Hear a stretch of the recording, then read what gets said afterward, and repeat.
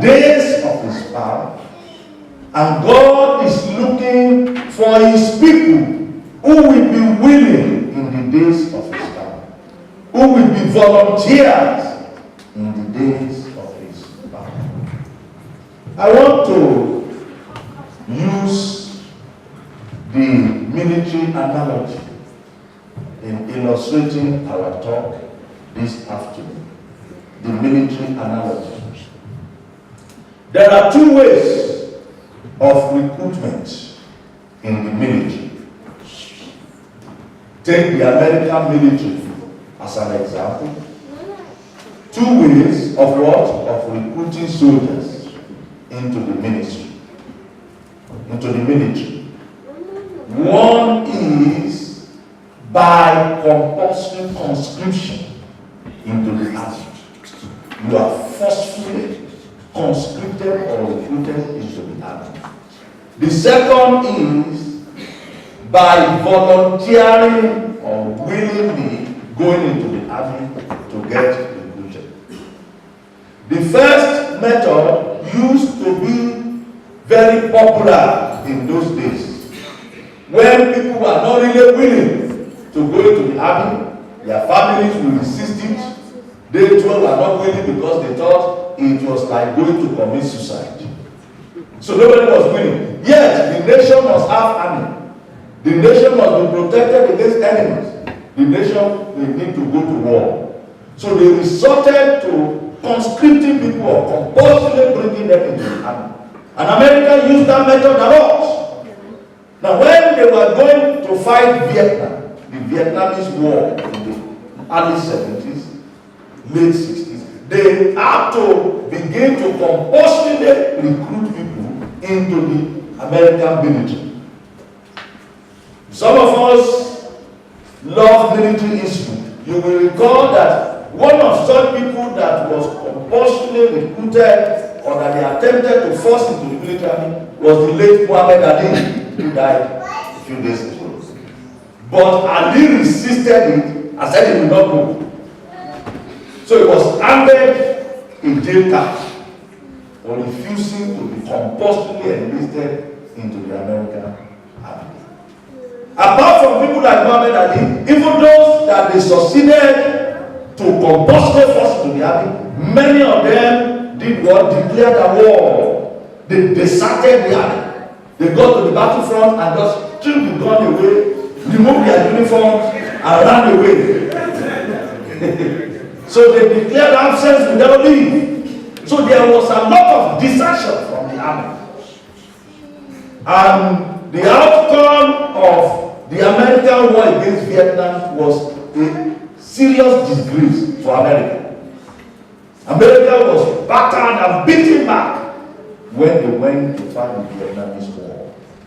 So when they returned from Vietnam, the American policymakers, they had to sit down and say, it be like saying, the way we bring people to the army, you know the war, forcing people to come to join the army. And in Nigeria, I witnessed as a little boy that method of recruiting people into the army in the days of the Civil War, 1967 to 1970 in Nigeria. I was a young boy, probably about 7 or 8 years old at that time. And because my dad was in the military, so police service, we were living in the barracks. So when the Civil War was going on, I witnessed as a young boy many times when the army truck will come to the streets and then they will be knocking at people's doors. And they will see young men on the street, they will carry them and throw them into the military truck. And then when they've gathered enough into the military truck, they will bring them to our barracks. And then they send them to the field and begin to give them, fire brigade training, quick training. And within days, they put uniform on them, put gun in their hands, or they go to Biafra to go and fight the Civil War. I witnessed, and then some of them will be crying, I don't want to die, I don't want to go. Then some of them, their parents will come to the street, don't take my son, don't take my son. You will see mothers will strip themselves naked, don't take my son to war, don't kill my son. And they will be wailing and crying. And we were very small, as little boys, we will be watching the whole thing like drama. So, compulsory conscription into the army. So America came down from Vietnam, disgraced and defeated, and they started and said, what can we do? It's like forcing people to join the army. It's not working. So then they came back to the Bible. They came back to the scripture that I've read to you. God said, in the day of my power, my people shall be volunteers. My people shall be willing. That the best way to get people to give their best is when they do their best willingly, not compulsory. Even God himself said, behold, I stand at the door and I knock. Not that I bulldoze my way into your life. I knock. If any man hears me and open, I will come in. I am my Father. So if any man does not hear me, I will not break your door. I will gently reverse. So they said, it be like saying the Bible method is the best method. Rather than forcing people to join the army, can we change the strategy and do things that will make them to love the army and become volunteers themselves? So America began to offer scholarship to those who will join the army. We will train you to college. You will not need student loan. You will not need this. You will not need that. We will give you free scholarship. Even if your gift in life, even if your desire is to become a doctor, you will train you. You will become a medical doctor and a military medical doctor. If your desire in life is to become a lawyer, come to the university. We will train you free of charge. You will become a lawyer. If it's a nurse, we will train you. Engineer, we will train. They discover that there is no gift that is not useful in the military. All that you need is to add AK-47 Kalashnikov to all that. If he has a degree in law, just add a rifle to it. So they began to use all this to encourage people to volunteer to come to the army. So when people began to see all the packages, the things they said, so I can become a lawyer, I can become a doctor, so they can still call me general, lieutenant general, lieutenant commander, doctor, Leke Sanusi. And then I will wear military uniform with all the stars here and there, and then I will have a command, and everybody will salute me like this. They say, this thing is good. So people began to rush into the American army. They began to volunteer, no more compulsory conscription into the army, and then before their very eyes, American army became massively populated. And in addition to that, America began to teach patriotism. Be patriotic, love your nation above yourself, be prepared. They learn from biblical principles. That Jesus Christ said, I leave everything, I gave my life, I can take it if I want to. I want to please my Father, I'm going there to save the world. It is necessary for a man to die, for a nation to be saved. So America went back to the Bible and they began to bring up the principles of sacrificial giving and living in the Bible and use that to convince and attract people to join the American army. Before you knew what was happening, America began to train elite army. Elite army. The Marines began to emerge with competence, discipline, willingness, and readiness to give themselves for the nation. The Rangers began to emerge amongst the American army. The special forces began to emerge amongst the American army. Different categories. Then, of course, when they began to look for answer to terrorism, to people who are ready to die, only that they don't want to die alone, And then America discovered that you have no defense to a man who is ready to die. You have no defense. What's your defense? If I come to you and say, I'm willing to die now, only that I don't want to die alone. So how do you defend yourself against me? So they discovered the only defense that you can have against a man who is prepared to die is for you to be ready to die. So America discovered that the only way we can match Al-Qaeda and the terrorists frontally and possibly defeat them is that we have to now train a crop of soldiers who themselves are original willing vessels to die, who are diehard and ready to die.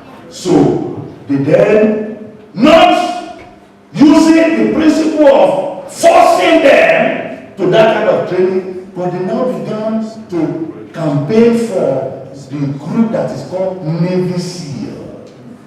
That we need elite army. That in a year, there may not be more than 20, 30 that will be trained. But we now need people who defeat Al-Qaeda. We need people who have the defense to terrorists who are willing to die. So they said, we must now train a new group of soldiers called Navy SEAL. So before you go and undertake training for Navy SEAL, you are served as commando, you are served as marine, you are served as rangers. So you then go and apply to join Navy SEAL. And so when you come to their training, which is held about 3 times a year, when you come to the training of the Navy SEAL held somewhere in Colorado, Denver, when you get there, they take you through what is called 1 week of hell. H-E-L-L. 1 week of hell is the beginning of the training. You volunteer, nobody force you. Now you come and carry your leg, I can't go to the place and say, I want to volunteer, I want to become Navy SEAL. They say, no problem, you are welcome. So you pass through the first week, which is called Hell's Week. From Sunday to Sunday, you graduate on Monday. So Hell's Week is real Hell's Week because they will take you to hell, and if you manage to return, you continue to train. Hell's Week is Hell's Week because by the time you are going to rest now, and they put a bell somewhere, I'm still going through the principle of volunteering for God. They put a bell, there is a bell somewhere. So from day one, if you start the training and you feel that you can't continue, you don't need to say, Commander, God, I don't want you, I won't go home. You don't need to say anything. You just go to where the bell is and ring that bell. Once you ring the bell, they look at you and say, "Yeah, man, you don't feel bad." Did they go? So you carry yourself and go away. And so you discover that when 100 people begin the Hell Week training, by Friday, about 70 will have dropped out voluntarily, and 30 will be remaining voluntarily. But the 30 that remains, maybe by Saturday evening, another 10 will have dropped. So the 20 that eventually graduate on Monday, they have already died and got resurrected. Because the Navy SEAL training takes you to the point where you actually pass out and you are quickly resurrected or resuscitated. But if you are not resuscitable, they can't resuscitate you. Then, of course, now you can't go to the place, nobody force you. Bye-bye, they give you a decent burial and you go. Because part of the training is that they dip you inside the coldest water in this world, minus 45 degrees. Dip you inside it and you remain there for at least 25 minutes. So watching whether you will survive or not.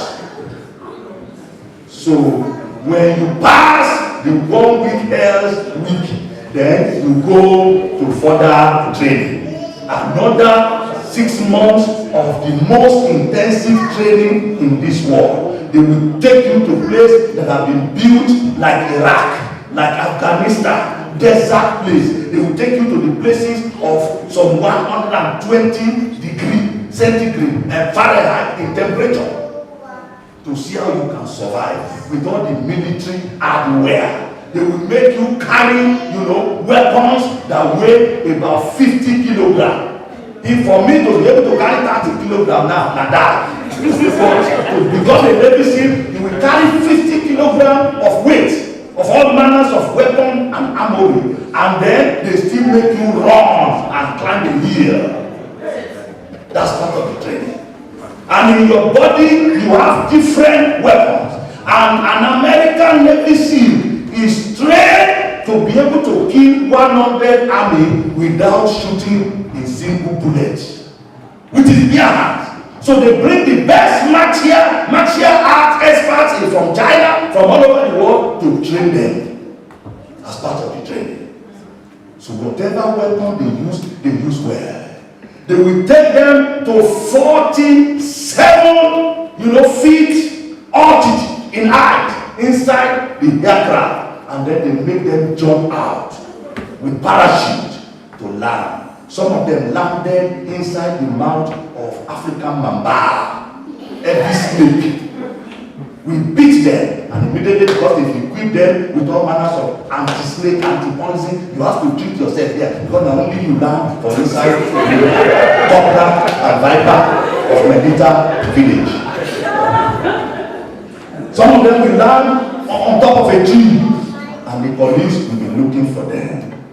That was why America needed only 14 soldiers to go to where is it, Pakistan, and kill Osama bin Laden and carry his body out of the place and kill everyone that was killable in that place. And they did not lose a single soldier.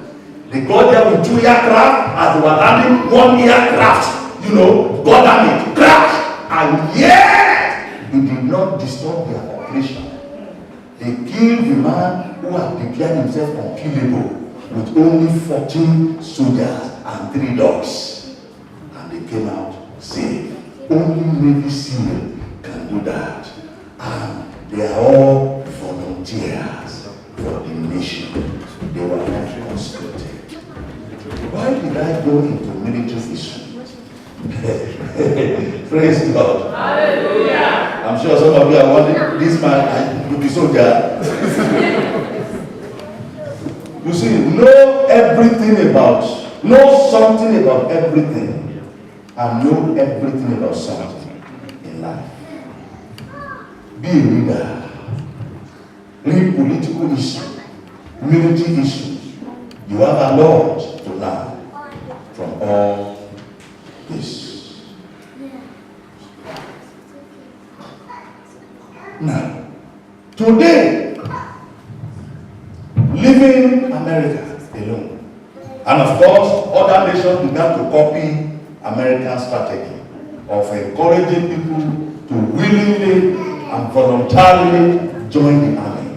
Britain does it, Germany does it, France does it, many nations of the world, rather than forcing people to join the army, they now come up with packages that encourage people to join the army, to love that job, the way you love singing, the way you love preaching, the way you love doing other things that God has called you to do. They now train people to volunteer, to love to do those things. Apart from the American army that we are giving illustration from, today is incredible that outside of the military, the strongest group or crop of volunteers are not found in the Christian faith, they are found in the Islamic religion. Outside of the military, the best and strongest volunteers, sadly, are found in Islam, not in Christianity.